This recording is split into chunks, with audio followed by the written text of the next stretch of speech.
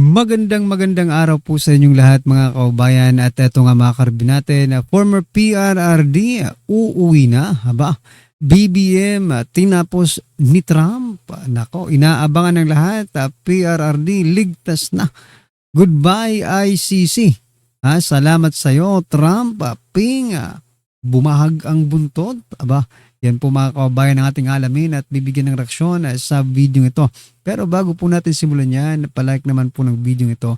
Malaking tulong po yan. Maraming salamat po mga kaubayan. At eto na nga, simulan na po natin to. Pasok pa. Ang sagot niya sa kana kasi hindi daw siya nagpa-practice mag-swimming, baka daw malunod siya sa baha. Well, Senator Lacson, hindi ka malulunod sa baha, sa tagig. Malulunod ka sa katotohanan. Yan ha. Pag panay kasinungalingan, ang nakakalunod yung katotohanan. Events in the Middle East and others who talk about that, not that they're not important, but there's some other issues happening around the world, Mr. President, that you've shown great leadership in that have not gotten nearly as much attention. I think they deserve to mention today. The first is the International Criminal Court is an illegitimate international organization. That frankly, illegitimate. They've made themselves illegitimate because they claim that even if you're not a member of that court, they can come after you.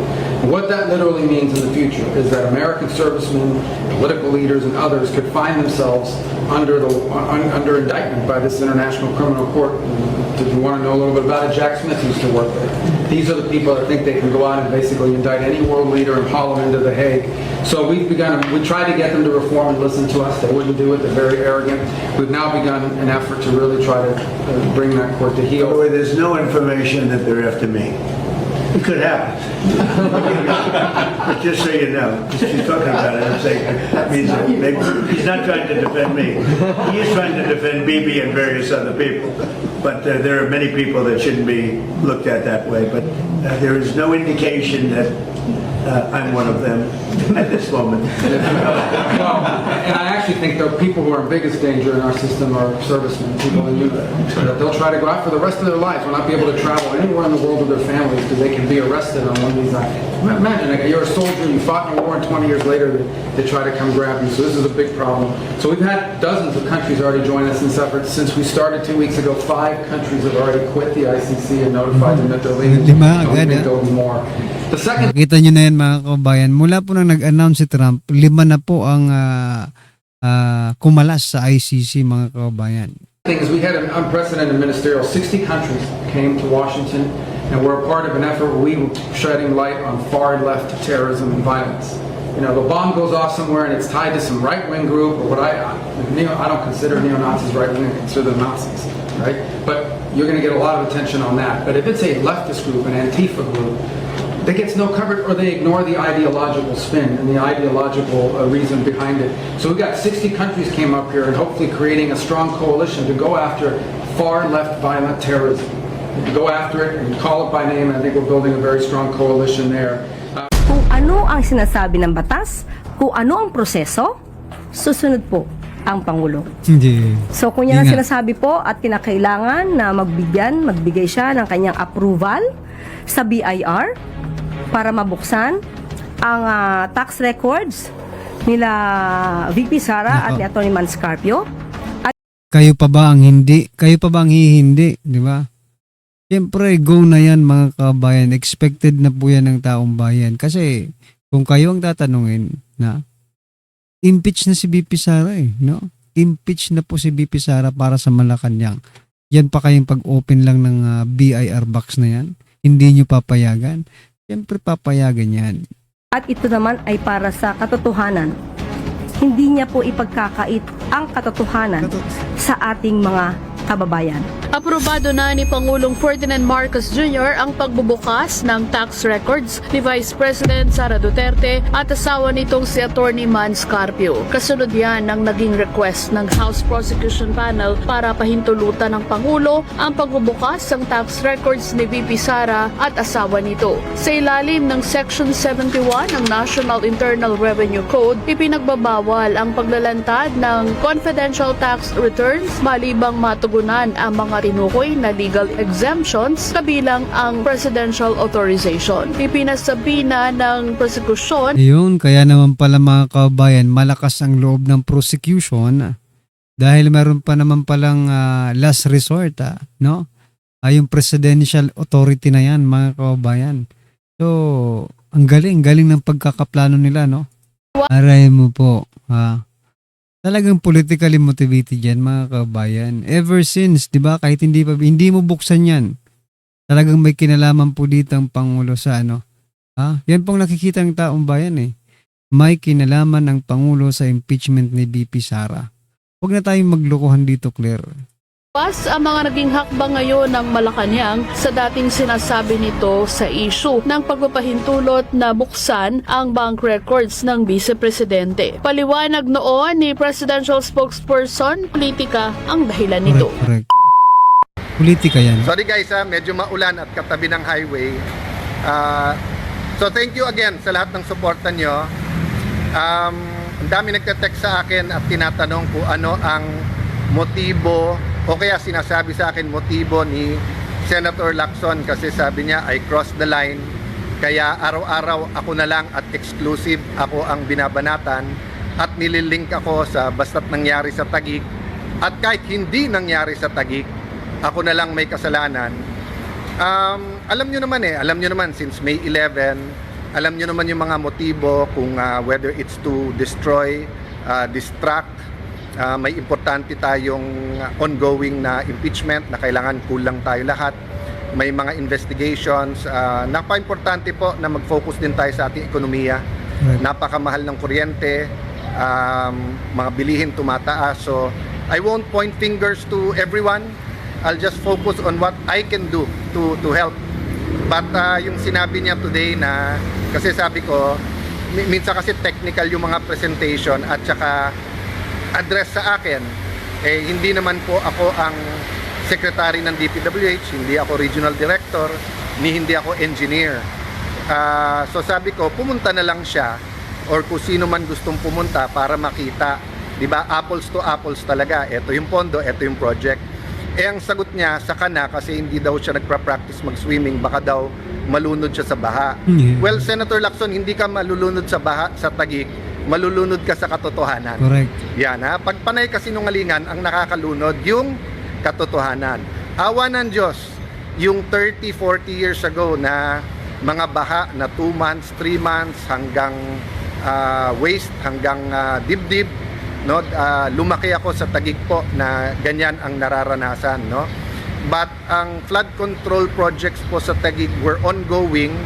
Then yung major po ay plinano nung martial law pa, pero na-implemento around 2001 yung road dike.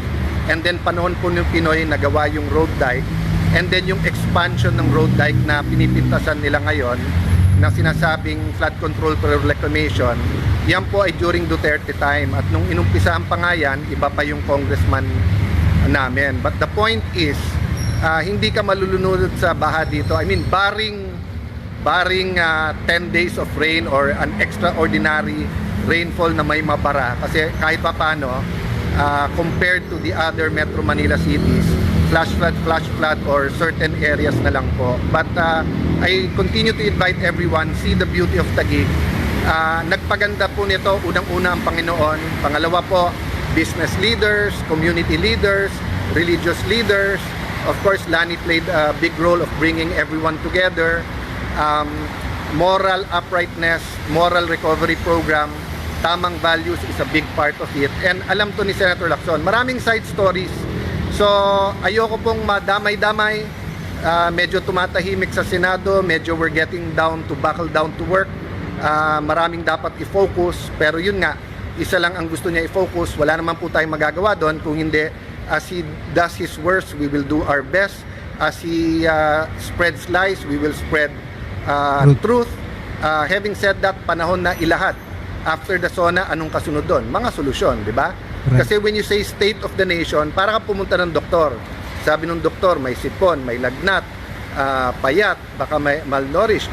So, pumunta ka sa doktor, una, para malaman kung anong sakit, pero pangalawa, anong gamot, di ba? So, kung everyday, ang sasabihin lang natin, sakit, hindi makakatulong yon. Pero of course, kung sasabihin mo namang walang sakit, tapos may sakit, or sabihin mo walang addiction, pero addict sa alcohol, or addict sa sugal, or addict sa drugs, Pulburo, no? di syempre hindi magbabago. Truth is the beginning, is the starting point, no? So hindi Ang problema nga mga kababayan, ito, nagpagamot, di ba? Pumunta, nagsona ang Pangulo. Anong sunod na ginawa, di ba? Hindi, yung gamot nila sa problema ng bayan, no? Panggigipit sa mga kritiko, di ba? Yun ang nakikita natin di ba? Nagpakonsulta sa doktor, yung SONA. O after SONA, anong ginawa mga kababayan? Anong gamot na ibinigay nila? Eto, nanggigipit na naman. Nanggigipit na naman ng mga minority senators, mga kababayan. Biruin mo, hindi lang po si Senator Cayetano, maging si Senator Loren Legarda ay ginigipit na rin, mga kababayan. lang po ako nagpapaulit-ulit, pero Nettie Vasquez, as you said, laban. Laban Yes, lang. itutuloy ko po. Sabi ko nga sa inyo, in different ways. Pero ang pinaka-powerful na way dyan, surrender to God, lift it up to God, pray, magbuo ng communities, at tanungin sa Panginoon, ano ang ating mga next step as a community. Pero syempre, the local government, barangay, all the way to the national government, we should always demand what is the best. The government should always give the best. But yesterday, yung topic natin is meron din tayong mga responsibility. So, linawin ko yon, ha. As we demand the best from government, we also have to demand that we be responsible as a community and ask ourselves what we can do. Diba? Sabi nga po ni JFK na naging famous, diba? Ask not what your country can do for you, but what you can do for your country. Correct. So dadagdagan ko yon, di ba? Demand the best from your government, but also ask yourself what you can do for your country. So kung nakalagay po sa ating pong lupang hinirang o national anthem, kinakanta natin ang mamatay ng dahil sa iyo. Ang mamatay So that means we should be ready to ng give our life. dahil sa'yo. So yes, handa tayo sa mga kaso. Kung Correct, talagang correct. ikukulong nila, ikukulong. But that doesn't mean we will volunteer. Siyempre, ilalaban natin yung katotohanan. So, God bless you guys. Dating manager ng Universal Commercial and Savings Bank, si Ginoong Marvy Valeros. Sir Marvy, magandang gabi. Admar Villano po ng SMNI. Opo, pa-unmute lang po, sir. Yun. Yeah. Good evening, Sir Edmar. Salamat sa pag-invite sa akin dito sa iyong programa. Opo, maraming salamat din po. Gusto lang po namin na matuto po dito. Kahapon po kasi, sa impeachment trial po, natanong yung mga bank manager na nag-encash ng malaking pera. No? Nagtaka sila dahil bakit hindi ito kagaya ng mga nakagawian siguro nila na by check ang pag-release at hindi po cash, no? Ano po ang masasabi nyo dito? May mali po ba rito? May naapakan po ba o paglabag Sa batas. sa mga patakaran na nakakasaklaw sa mga bangko sa ginawa ng OVP at ng DepEd during sa panahon po ni VP Sara? Sir, Yes, Sir Edmar. So, una sa lahat, kailangan nating i-discuss ano po ba yung mga transactions na under sa AMLC. So, meron po tayong tinatawag na covered transaction at meron din tayong suspicious transaction. So, covered transaction, ito yung mga transaction sa bangko which is 500,000 and up. So, automatically, once na nag-transact ka sa bangko ng 500,000 and up, naka-report na po ito. So, based on the amount alone. So, not necessarily suspicious siya. So, under naman din sa isa, suspicious transaction, regardless of the amount, pwede siyang ma-report as suspicious kung kahina-hinala yung transaction. So, ano po yung example nito? Ako po ay naging branch manager for 30 years din. So, for example, meron po tayong kliyente na vendor lang. Vendor. For example natin, fishbowl vendor.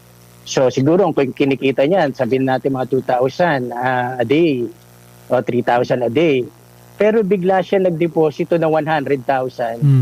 So, pwede siya maging kahina-hinala kasi outside siya doon sa historical deposit transaction niya or deposit pattern.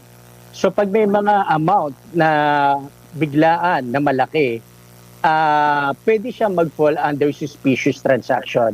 Again, let us clarify, suspicious pa lang po ito. There's nothing pong illegal or wala po na-violate. Pwedeng kahina-hinala pa lang po ito. So with regards naman po dun sa papanood natin sa impeachment, yung sinabing unusual, yung transaction, ang sa akin po kasi bilang branch manager, ang nabanggit po ng manager ng Land Bank, ito po ay unusual. Unusual. Unusual compared to what? Kumbaga, kinumpara niya saan? Oh, there is no comparison mga kababayan. Napansin niyo ba? Kaya nga, dati pa sinasabi ko sa mga last vlogs natin. How can you say na ito ay unusual without any comparing to other transaction? Ha? Kaya ma-justify lang po ito mga kababayan kapag ito pong confidential fund na withdraw dyan sa branch na yan is i-compare, no? Doon sa withdrawal din ng isang confidential fund like the president, di ba? I-compare natin para magkaroon po tayo ng basihan. So, pwede kasi different branches have different profile. For example, ang branch mo nasa isang residential lang, expected ang nature of transaction nito, volume ng transaction nito, pwedeng maliit lang, 5 million, 10 million. Kung meron ka naman sa highly commercialized branch, for example, Makati, pwedeng ang mga transactions yan umabot ng 20, 50 million, 100 million. Which is nagmamatch dun sa profile ng area mo. Pwede. So, nung sinabi ni manager na unusual ba to based dun sa historical ng branch na yon? O unusual ito based lang sa experience mo? Pwede kasing hindi ko po masyadong nadinig kung gaano na siya katagal dun sa Shaw Boulevard branch ba yun. So pwede pong bago lang siya dun. So nung sinabi niyang unusual, pwedeng unusual to dun sa based dun sa personal experience niya. Pero kung dun sa tagal sa branch, baka hindi po siya unusual dun sa branch na yun. Opo. Sir Marvy, eto pa. Di ko lang alam pwede ka magbigay ng opinion mo, pwedeng hindi. Pero ang napuna kasi ng ating mga kababayan, may pareho silang termino na ginamit. Tapos, alam mo yung parang gumagawa ng intriga, no, para maka-raise ng question mark.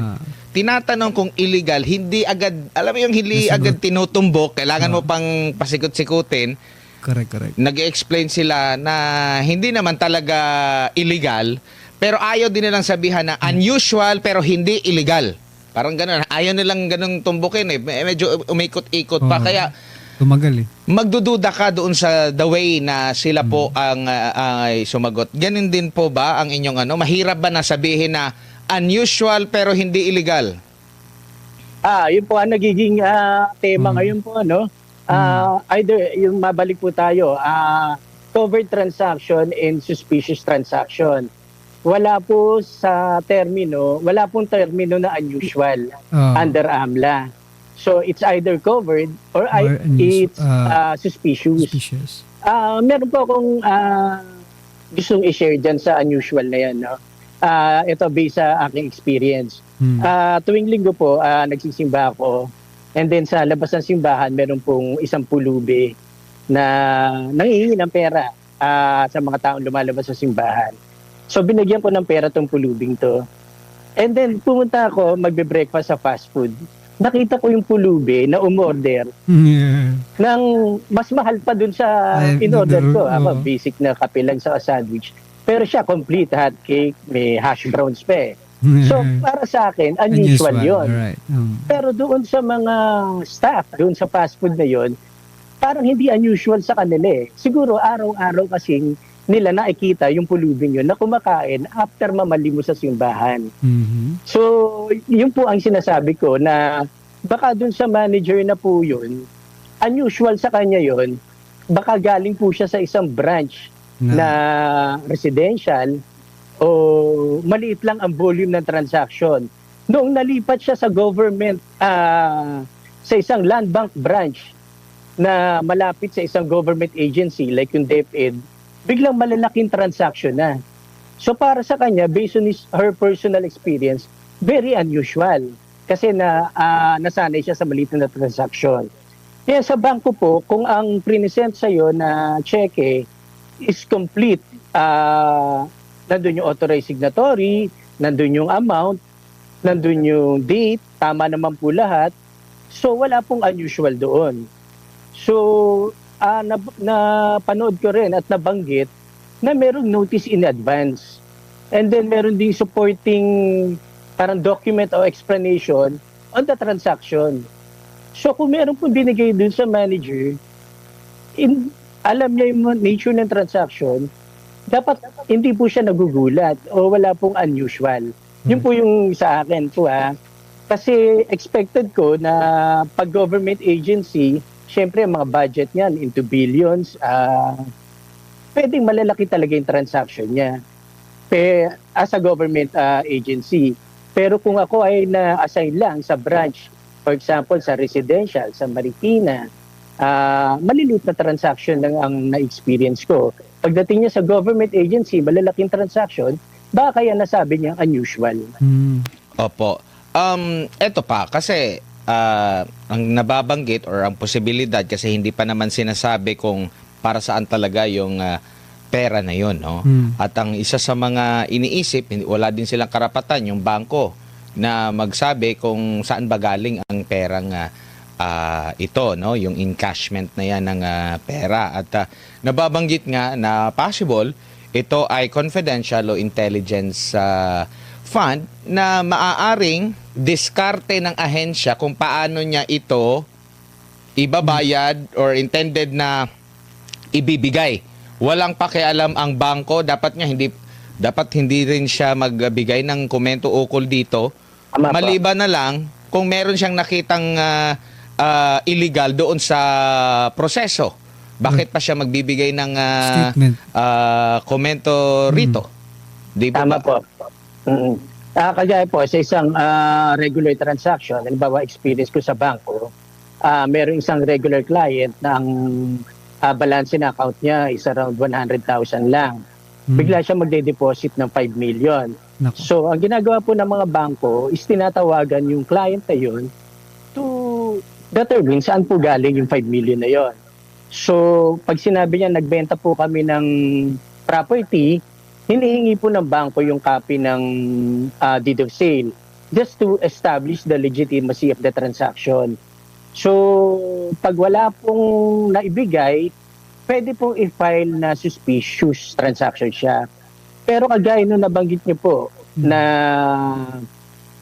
at kagaya nung napanood natin na may advance notice, tapos may explanation dun sa transaction, which is confidential funds. As a part, sa manager, that would be enough para I-release. ituloy yung transaction. There's nothing suspicious, there's nothing illegal, kasi binanggit kung saan gagamitin o para saan yung encashment. Pwera na lang po kung tinanong po yung officer ng DepEd or ng Office of the Vice President, saan nyo po gagamitin ito 125 million? Tapos wala siya na isagot. Correct. Yun po ang suspicious.